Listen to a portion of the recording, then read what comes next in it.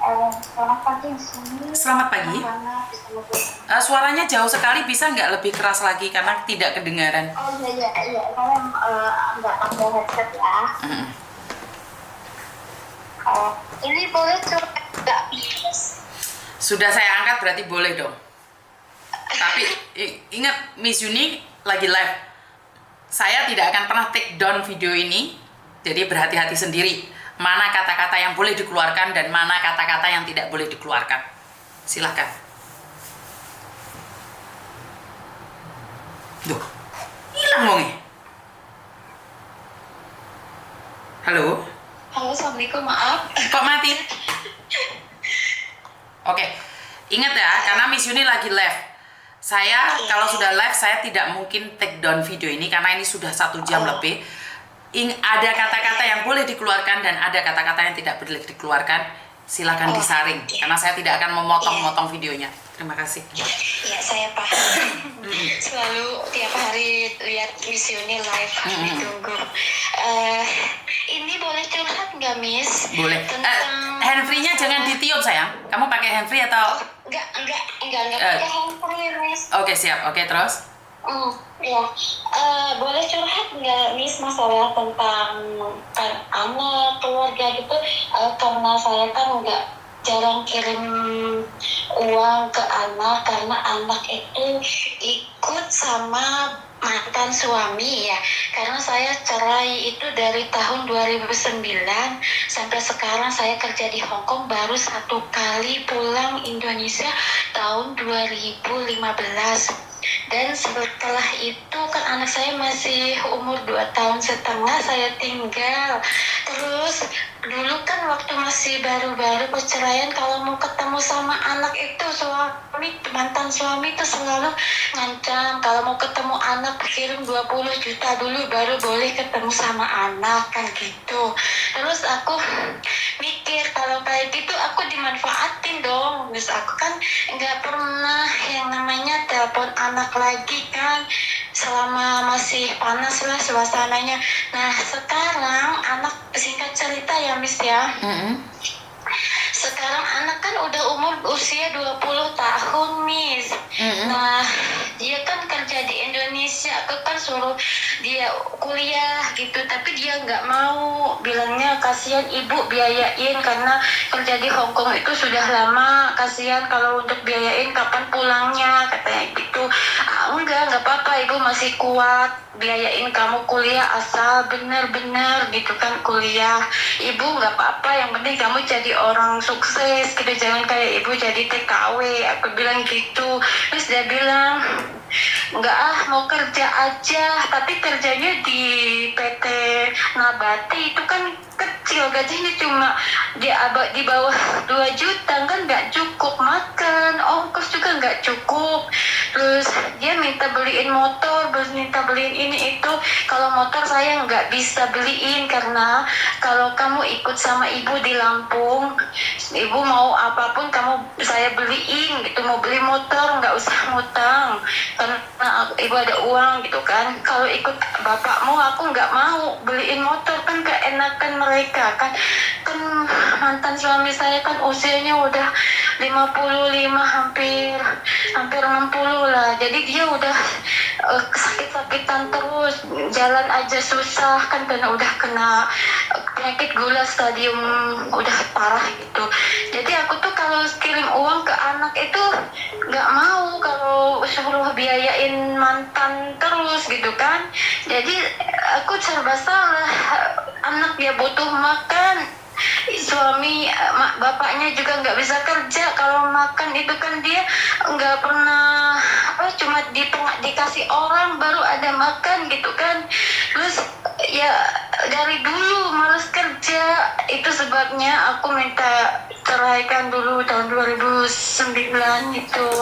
Terus sampai sekarang dia nggak kerja dia kayak gitu, makan hari tua aja dikasih orang gitu kan, ngandelin kakaknya. Jadi aku nggak mau kan punya suami kayak gitu. Tapi anak saya kan selalu nyalahin aku, lebih sayang sama bapaknya. Dia nggak mau ninggalin dan nggak mau tinggal sama saya di Lampung gitu kan dia di Cirebon.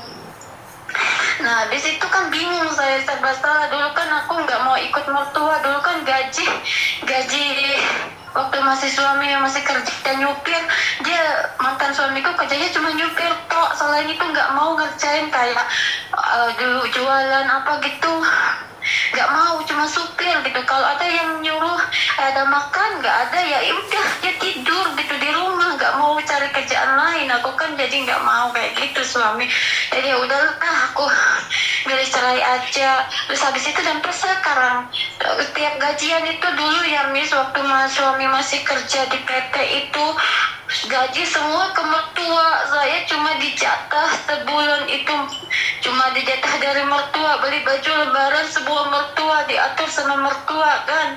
Sedangkan dia kan perlu ya nggak, kalau ada masalah gitu saya nggak pernah didengar sama suami, siapa yang disalahin. Seneng nggak seneng sama mertua kan, kata dia bilang gitu, susah seneng makan nggak makan sama mertua. Ya aku nggak mau kayak gitu, kalau udah rumah tangga kan beda lagi gitu kan. Pokoknya masalah sampai saya diusir kan, satu rumah itu mertua sama kakak ipar kan kumpul semua satu rumah, tapi kan saya yang disalahin gitu, saya dianjing-anjingin kayak gitu sama mertua kan. Jadi itulah yang membuat saya sakit hati. Terus ya udahlah, habis itu dibilangnya saya pelacur bla bla bla bla sama mertua, padahal mertua kan udah haji kan. Terus habis itu ya sekarang saya bingung, anak juga kurang jajan, saya mau mikir ngirim banyak tiap bulannya, keenakan mantan suami nggak ada kerja makan. Kalau tiap bulan dikirimnya sama saya, anak saya kan lebih sayang sama bapaknya daripada saya, sampai bohong-bohong minta kirimin 5 juta buat beli ini beli itu, padahal buat bapaknya. Aku kan nggak mau kayak gitu dimanfaatin ke anak ikut mantan suami, tapi padahal itu uangnya buat mantan gitu kan. Jadi ya anakku masih tetap nggak sayang sama aku gitu. Cuma kalau telepon itu kok ada maunya kalau minta uang aja. Anakku itu kalau selain nggak ada minta kirimin, nggak pernah namanya ibu apa kabar, ibu lagi apa, ibu kangen apa gimana, nggak pernah ya. Padahal aku tuh sayang sama anak. Semua pun yang di rumah di Lampung semuanya saya investasi ke tanah, udah punya rumah. Ya saya di sini juga nggak mau yang nakal gitu, nggak mau boros-boros karena demi anak. Tapi anak ya kayak gitu juga, nggak pernah nanya kabar. Kalau aku nggak SMS, dek lagi apa, lagi ibu kangen gini-gini, nggak pernah, kecuali kalau ada maunya minta kirim uang baru dia telepon gitu kan. Jadi saya tuh sedih, dan keluarga juga aduh. Jadi bingung menurut misi ini gimana solusinya saya sama anak gitu. Oke, kamu ninggalin dia masih umur berapa kalau boleh tahu? 2 tahun setengah. Oke, yang jaga suamimu? Iya mantan, karena dia nggak kerja, ikut mertua dulu itu. Nah, saya kurang tahu ya Mbak ya bagaimana apa yang kamu pikirkan. Saya juga punya anak yang ikut mertua saya. Tapi jika saya punya rezeki, saya tidak pernah berpikir uang itu akan dipakai oleh siapapun. Karena saat kita memberikan dengan ikhlas, Tuhan akan gantikan lebih banyak lagi. Karena bagaimanapun tanggung jawab mertuamu untuk membesarkan anakmu itu tidak mudah. Jadi tidak bisa dengan digaji 1 juta, 2 juta, ataupun 5 juta. Kasih sayang itu tidak bisa dibeli. Sementara anakmu pasti tahu, punya ibu merantau di luar negeri, ditinggal dari kecil. Jika dia bisa beli kasih sayang, dia akan beli kasih sayangmu. Tapi kan dia sudah umur 20 tahun, dia kan bisa buka buku bank sendiri. Kan kamu bisa ngasih ke dia langsung. Jadi kalau menurut pendapat saya, sementara mantan suamimu sudah sakit-sakitan, kita nggak tahu umur dia berapa lama. Kenapa kamu tidak memberikan kayak rasa ikhlas karena dia telah membesarkan anakmu? Itu menurut pendapat saya ya. Karena sekali lagi nih, apapun, sejelek apapun mantan suamimu, sejelek apapun mantan mertuamu, dia yang membesarkan anakmu. Diperalat atau tidak, seharusnya engkau bersyukur masih banyak anak-anak di luar sana, anaknya itu tidak dirawat dengan baik oleh mertua. Jadi apapun alasanmu, kebencian apapun alasanmu terhadap mantan suamimu, jangan sampai berdampak pada anakmu. Karena suatu saat kamu akan tua, sementara dia akan beranjak dewasa. Dia akan dendam padamu. Jangan salahkan seorang anak jika tidak bisa mengabdi pada ibunya. Karena saat membiayai hidup anak dari kecil sampai besar, selalu diungkit-ungkit. Berapa banyak orang tua yang saat ini merasa dianiaya oleh anaknya. Tapi mereka tidak pernah nanya pada dirinya sendiri. Saat anaknya kecil, apa yang dilakukan oleh orang tua pada anak-anaknya? Mereka lupa. Mereka hanya ingat anaknya nggak ngabdi sama ibunya. Tapi waktu kecil apa yang dilakukan oleh orang tua kepada anaknya? Benar nggak? Jadi kita selalu melihat dari sisi negatif seberang, Mbak. Kita lupa dengan apa yang kita lakukan. Kamu sebagai seorang ibu, tanggung jawabmu hanya memberikan uang. Cinta dan kasih nggak ada loh, Mbak. Bener nggak? Iya. Jadi kalau dihargai dengan uang, itu lebih berharga suamimu loh. Apalagi dia saat ini penyakitan. Iya. Dia penyakitan. Kamu harusnya bangga dan sayang sama anakmu, karena anakmu adalah anak yang baik. Anak yang baik, dia mau merawat bapaknya yang sakit. Itu suatu kebanggaan. Biasanya anak muda di umur 20 dia nggak akan peduli sama bapaknya. Tapi dia sayang sama bapaknya. Artinya dia akan juga sayang padamu. Paham nggak maksud saya? Harusnya kamu bangga dong. Punya anak yang bapaknya nggak baik aja, dia tetap mengabdi pada bapaknya. Apalagi yang kamu baik. Ini menurut pendapat saya ya. Jadi saya tidak menilai kamu bagus atau suamimu bagus. Tapi kamu lihat anakmu. Kamu tidak membesarkan dia. Kamu hanya main uang saja. Kasih sayang nggak ada, cinta nggak ada. Sementara hidup ini memang membutuhkan dua-duanya. Cinta, kasih, dan uang.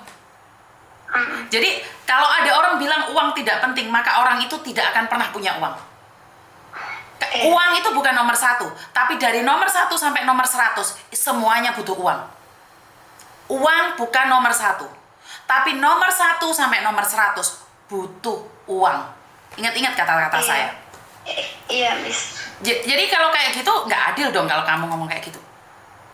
Jadi kamu mengatakan uang nggak penting. Tapi uang bukan nomor 1. Tapi ingat, nomor 1 sampai nomor 100 butuh uang. Dan karena itulah kamu harusnya bersyukur dan beruntung karena punya anak yang mengabdi pada orang tuanya. Kalau hari ini mantan suamimu tidak diberikan umur panjang, dia pasti nyari kamu. Kalaupun dia diberi umur panjang, anakmu tak akan tetap mencarimu. Anak laki-laki, Mbak, itu kesayangan ibu. Cinta pertama ibu, cinta kedua ibu, bisa dibilang seperti itu. Dan seorang anak laki-laki, dia seolah-olah cuek pada ibunya, tapi dia memendam rasa. Koko Thomas saya titipkan neneknya, dia nggak pernah bilang sayang sama saya, dia nggak pernah telepon saya. Karena itu saya yang harus selalu ada di bawahnya. Saya selalu meminta anak saya, dan saya selalu meminta maaf. Bukan karena saya salah pada anak saya, bukan saya salah, tapi karena saya merasa bahwa saya tidak pernah menyayangi dia selama ini. Saya hanya main uang saja padanya, tapi cinta dan kasih saya nggak bisa ngasih. Iya, Miss. Maksud saya itu kalau saya kerja terus ditabung buat masa depan anak saya gitu, bukannya semua untuk anak, itu maksud saya itu. Ngerti, tapi ingat sebentar, kamu nabung semuanya, tapi hari ini anakmu nggak bisa hidup, Mbak. Bener nggak? Kamu selalu memikirkan masa depan dia, sementara kamu yakin dia punya masa depan.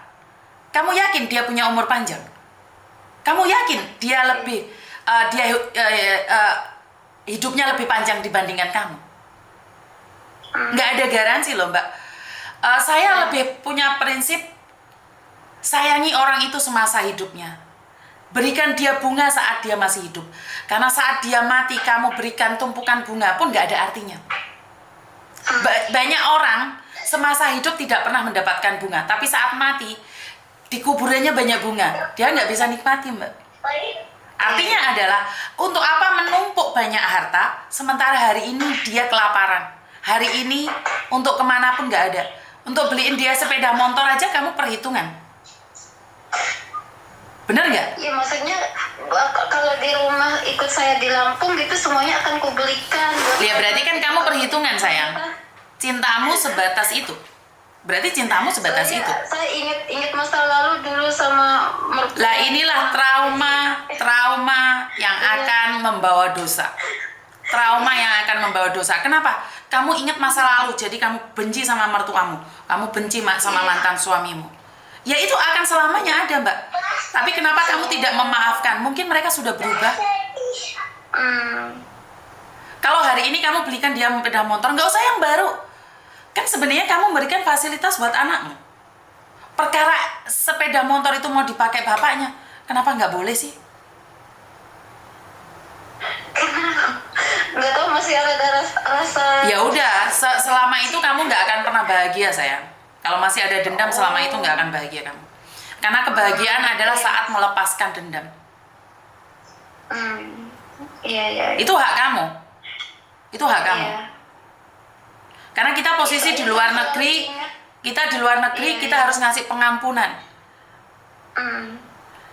Ingatnya dulu saya kan waktu diusir, kan dimaki-maki, di lonte-lonte, kan itu ini selalu ingat itu pikiran saya. Ya itulah yang saya bilang, setan akan menunggangimu dengan masa lalu. Setan tidak akan pernah mengizinkan kamu untuk ikhlas memaafkan. Soalnya dulu mertua saya kan orang kaya, jadi saya orang nggak punya, dihina, miskin, katanya gitu kan. Ya itu, sekarang kamu kaya, kamu dendam. Ya itu, setan itu akan menguasaimu. Ya itu, memang itu tujuannya. Kamu sekarang diizinkan kaya, dan kamu sombong. Dan kamu bilang, sekarang saya kaya, balas dendam saya. Rasain loh. Lah, itu kan kuasa setan. Tapi kalau kuasa Tuhan berkata, ampuni dia. Hari ini kamu kaya. Biar dia bisa melihat, biar dia tahu bahwa orang miskin berusaha pasti sukses. Artinya kamu ingin menunjukkan pada manusia lain, menjadi saksi hidup Tuhan bahwa pengen nunjukin ke mantan kalau aku tuh bisa. Iya, tapi dengan cara sombong kamu, dengan cara menunjukkan diri sendiri, dengan cara menunjukkan wah aku bisa, tapi nggak ada pengampunannya, Mbak. Karena sakit trauma itu. Jadi saya gimana solusinya sekarang sama anak? Ya, saya nggak ngerti ya Mbak ya, saya nggak ngerti, saya cuma bisa ngomong aja. Tapi saya cuma pingin bilang, berikan pengampunan pada anakmu. Kalau dia butuh sepeda motor, belikan aja. Kenapa kamu perhitungan banget sih? Dan kamu bisa menunjukkan kuasa Tuhan. Ini loh, kalau mau berusaha, berdoa, Tuhan berkati, sekarang saya bisa belikan motor pada anak saya. Di tempat kamu. Ini rasa syukur saya. Bukan menunjukkan keegoisan, no. Tahu rasa kamu dulu, kamu kayak sekarang sengsara kan? Nah, itulah yang ditunggangi oleh iblis-iblis, setan-setan itu. Karena ingin membuat hati kita dendam. Para setan itu akan ketawa Mbak saat kita menyimpan dendam, Mbak. Mereka akan tersenyum, wah sukses deh, bener kan? Udah tak kasih tahu kan? Itu loh mertuamu jahat. Iya Miss, saya tuh udah ibaratnya udah punya segalanya, tapi hati ini masih kayak nggak bahagia. Iya, karena kamu dendam sayang, kamu nggak akan bahagia. Iya. Kamu nggak akan bahagia. Masih rasa sakit itu kok masih inget terus loh kata-kata yang. Itulah yang dimanfaatkan oleh setan itu. Pengampunan itu diberikan dari Tuhan. Apapun yang damai itu pasti dari Tuhan. Tapi apapun yang merisaukan itu semuanya berasal dari iblis, setan, semuanya itu. Iya Miss. Kamu nggak akan bahagia. Kalaupun kamu punya harta banyak, kalaupun kamu menikah lagi, kebahagiaanmu nggak ada. Yang ada was-was, Iya benar. sakit hati, kecewa, marah. Iya benar Miss. Ya itu tugasnya setan agar kita tidak bahagia. Walaupun kamu banyak harta tapi kamu nggak bahagia sayang. Iya, pikir aku kan gini, aku udah punya rumah, udah punya segalanya gitu ya. Cuma kalau nggak ada anak kok aku nggak bahagia gitu. Terus mikir saya, kok kenapa gini-gini amat? Dan kamu jahat banget. Dan kamu jahat banget. Kenapa saya bilang jahat? Kamu ingin mengambil anakmu secara utuh. Kalau kamu ikut saya, kamu akan mendapatkan segalanya. Padahal itu salah. Kamu hanya bisa memiliki jasadnya saja, tapi pikirannya sama bapaknya. Kenapa kamu tidak menguasai hatinya? untuk diserahkan padamu dengan cara mengambil hatinya. Iya. Kenapa kamu tidak mengampuni bapaknya? Sama aja kamu mengampuni dirimu sendiri. Benar nggak? Iya. Jadi coba deh kamu ampuni segalanya. Dia akan mencintaimu. Oh, ternyata ibuku dulu dianiaya, disakiti. Ternyata ibuku masih sayang loh sama mertuanya, padahal mertuanya jahat. Anak akan mikir, Mbak. Tapi saat kamu terus mengatakan bahwa nenekmu itu jahat, bapakmu itu jahat, dia sudah dewasa, dia mikir, apa sih yang jagain aku loh bapak, yang jagain aku loh nenek? Apa sih kamu? Ngerti nggak? Tahu apa sih kamu tentang cinta? Jadi harusnya kamu mengambil hatinya, bukan mengambil tubuhnya. Tubuhnya bisa pindah ke Lampung, tapi hatinya ada di Cirebon. Percuma. Iya. Kenapa kamu nggak ngambil hatinya? Kenapa kamu nggak ambil hatinya?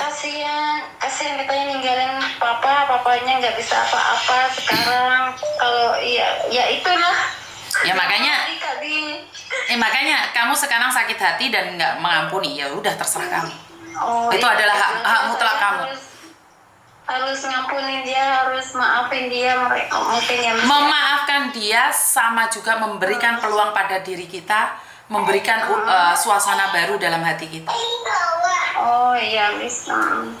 Jadi niatmu keluar negeri untuk membahagiakan orang tua, bukan untuk membalas dendam mertuamu. Oke? Kalau niatmu sudah salah, percaya di akhir cerita kamu sendiri yang akan nangis. Dan saya selalu bilang, kenapa? Saya cerita sama orang tua, gimana ya Pak, kalau anak saya tiap bulan kirim sama percuma, katanya kamu kirim tiap bulan yang menikmatin mantanmu, anakmu nggak bakalan sayang, nggak bakalan ikut sama kamu, walaupun kamu di sini udah punya apa-apa gitu kan, percuma nggak usah dikirim. Jadi saya bingung antara orang tua dan anak itu loh, gimana, bingung, saya minta solusi gitu loh, please. Ya udah, kamu bukan anak kecil lagi, kamu punya keturunan. Iya. Ya, orang tua pasti mengkhawatirkan kamu, tapi kamu khawatir nggak sama anakmu sendiri? Iya, Miss. Kamu cuma ngomong doang kamu. Pada kenyataannya kamu tidak bisa menyenangkan hati anakmu. Orang tuamu bisa menyenangkan kamu, tapi kenapa kamu tidak bisa menyenangkan hati anakmu? Saya tidak tahu suamimu, Mbak. Saya juga tidak tahu anakmu. Tapi yang saya tahu adalah kamu seorang ibu. Jangan sampai di masa tuamu kamu punya harta banyak, tapi kamu tidak memiliki cinta dan kasih sayang dari anakmu. Iya. Ambil hatinya, bukan ambil tubuhnya. Iya. Suatu saat kamu tua, dan saat kamu tua anakmu dewasa loh. Yakin perlakuannya akan sama jahat kayak kamu. Dia pasti ingat banget, dulu ibuku lebih mementingkan ibunya daripada aku.